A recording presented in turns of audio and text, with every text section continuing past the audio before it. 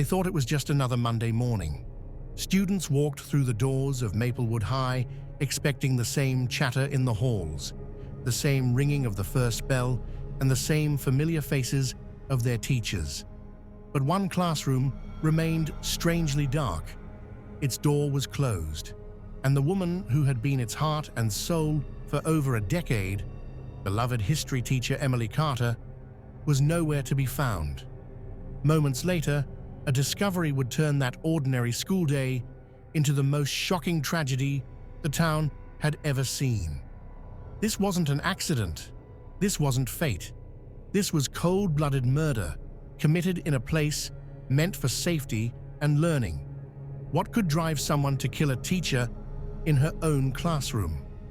And how did the killer think they could get away with it? The morning of March 14th began like any other at Maplewood High School. Students poured into the building, clutching coffee cups, chatting about homework, and shuffling to their lockers. The sound of slamming metal doors and the distant hum of the heating system filled the halls. But something felt off. Room 3B, usually the first to light up with the warm glow of a desk lamp and the smell of fresh chalk, was dark. Its door, always propped open by a worn wooden wedge, was firmly shut. Inside that room should have been Emily Carter, a teacher known for her energy, her bright scarves, and her habit of greeting every single student by name. She had taught history for 12 years, turning dates and events into living, breathing stories that kept her classes captivated. She was the type of teacher who noticed when a student skipped lunch or when someone's smile didn't reach their eyes. Emily was more than an educator. She was a lifeline for many. When the bell rang for first period and Emily still hadn't appeared, her absence was immediately felt. The school's janitor, Walter Harris, decided to check on her. He knocked gently. "Ms. Carter, you in there?" Silence. He tried again. Still nothing. Walter reached for his master key, an uneasy feeling gnawing at his stomach. He turned the lock, pushed the door open, and stopped cold. Emily was lying on the floor, beside her desk, one arm bent awkwardly, her eyes wide open, but lifeless. A scattering of papers lay around her, a red pen still clutched loosely in her hand. Her coffee mug had rolled under a nearby chair, its contents forming a dark stain on the carpet.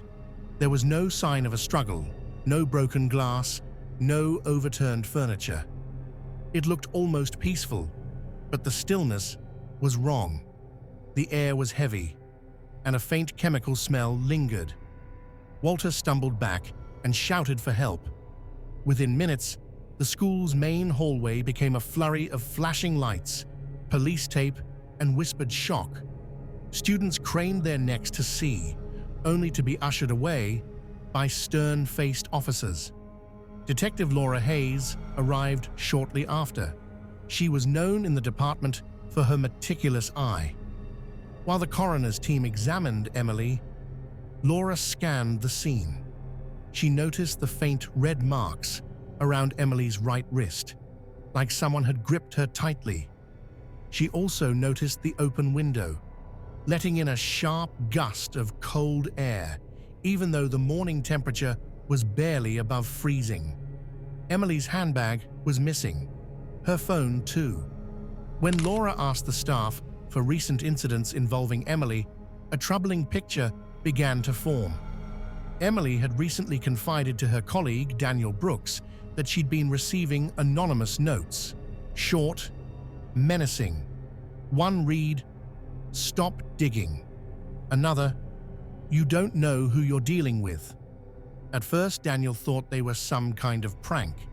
But Emily had been serious.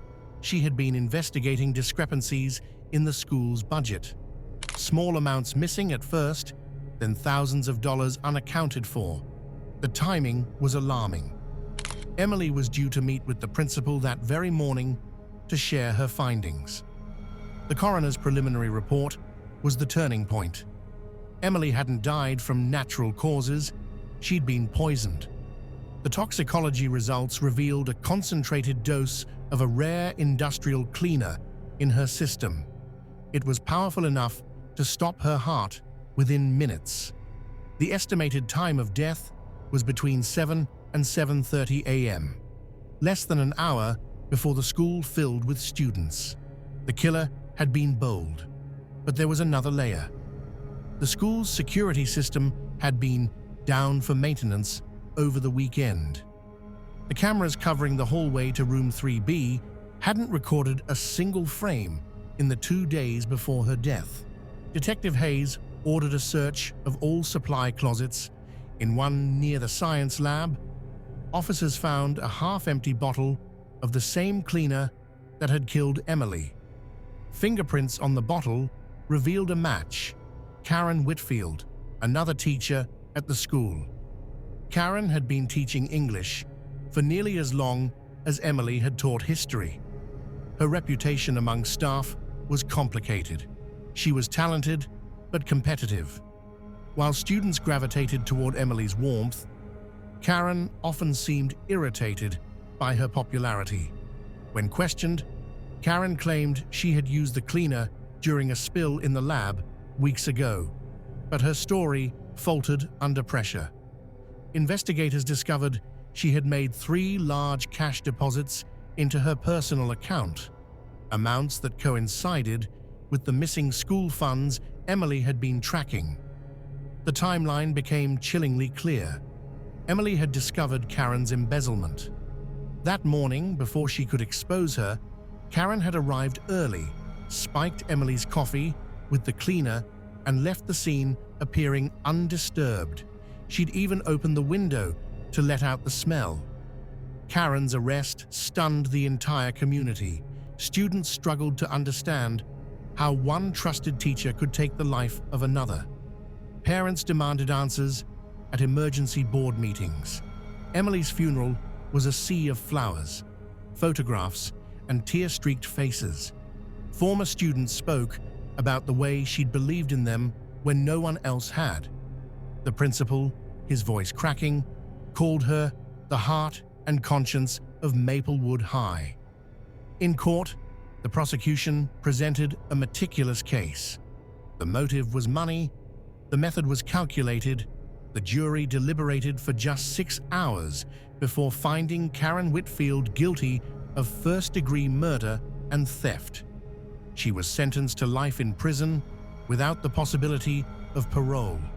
In the weeks that followed, Room 3B remained locked. A small memorial formed outside its door. Flowers, letters, and drawings from students who couldn't yet let go. Emily's family decided her story would not end in that room. They created the Emily Carter Scholarship Fund, dedicated to students pursuing teaching careers. It was their way of ensuring her passion for education lived on. Detective Hayes, reflecting on the case, said something that stayed with many in the community. Evil doesn't always come from the shadows. Sometimes it wears a familiar smile and walks the same halls as we do. Emily Carter's life was defined by courage, kindness, and a determination to stand up for what was right, even when it meant putting herself in danger. Her legacy is a reminder that truth has a cost, but silence can cost far more. Emily Carter's death sent ripples far beyond Maplewood High. News crews arrived within hours, their cameras capturing the stunned faces of parents waiting outside the school gates. Social media erupted with shock and speculation. Former students posted photos with Emily, sharing how she'd helped them pass exams or encouraged them to chase dreams they thought were out of reach. But as the tributes poured in, whispers about the circumstances of her death grew louder. People wanted answers, and they wanted them fast. Detective Hayes understood the pressure. Every hour without progress meant more speculation, more fear. Parents began questioning if their children were truly safe at school. Teachers, once united, now eyed each other with quiet suspicion. Rumors swirled. Some claimed Emily had been in a secret relationship. Others insisted she'd stumbled upon something dangerous in her research. Hayes knew that in cases like this, truth was often stranger than fiction. Her investigation revealed that Emily had spent the weekend before her death in her classroom, working late into the night. The custodian's logbook showed she had signed in at 6 p.m. on Saturday and didn't leave until nearly midnight. The next day, she was seen in the library, scanning documents and making copies. Whatever she had found, it was clear she had been preparing evidence for Monday's meeting with the principal. But those documents were never found. This led Hayes to believe the killer hadn't just wanted Emily dead, they wanted her work erased. A search of Karen Whitfield's home uncovered a small metal box in the back of her closet. Inside were bank statements, falsified invoices, and a USB drive. The files matched the missing financial records Emily had been compiling. It was damning evidence, tying Karen not only to theft, but to a deliberate cover-up. During the trial, the prosecution brought in handwriting experts to analyze the forged signatures on the stolen funds authorization forms. The match to Karen's handwriting was undeniable. Witnesses testified to seeing her in the school unusually early on the day of Emily's death. One student, arriving for band practice, recalled seeing Karen leave room 3B before the first bell. At the time, he thought nothing of it. Now, it was the missing piece that placed her at the scene. The verdict brought a sense of justice, but it didn't erase the pain. Students avoided the third-floor hallway, where room 3B sat dark and silent. Teachers spoke of Emily in hushed tones, their voices carrying a mix of sorrow and guilt. Many wondered if they could have done more, noticed the warnings, offered protection, or simply told her to be careful. But hindsight is always sharper than the moment. In the months after, Emily's scholarship fund grew, fueled by donations from alumni, parents, and even strangers moved by her story. Her family made it clear that they didn't want her remembered for how she died, but for how she lived. At the first scholarship ceremony, her father stood at the podium, voice trembling, and told the recipients, "My daughter believed that knowledge was the most powerful weapon against injustice. Carry that belief with you, always." Even now, years later, those who pass Maplewood High say they can't look at the building without thinking of Emily Carter. To some, she's a cautionary tale of how speaking up can make you a target. But to others, she's a symbol of bravery, a woman who refused to stay silent, even when silence might have saved her life. And in the quiet moments, when the hallways are empty, some swear they can still hear the faint sound of her laughter drifting from the darkened doorway of room 3B. Emily Carter's death shook the walls of Maplewood High, but her courage still echoes through its halls. She wasn't just a teacher, she was a fighter for truth, even when that truth put her in danger. Her killer may have silenced her voice, but they could not erase her legacy. Today, her name lives on through scholarships, stories, and the countless lives she touched. And as for room 3B, it stands as a haunting reminder that evil doesn't always hide in the shadows. Sometimes it walks right beside us, wearing a smile we think we can trust.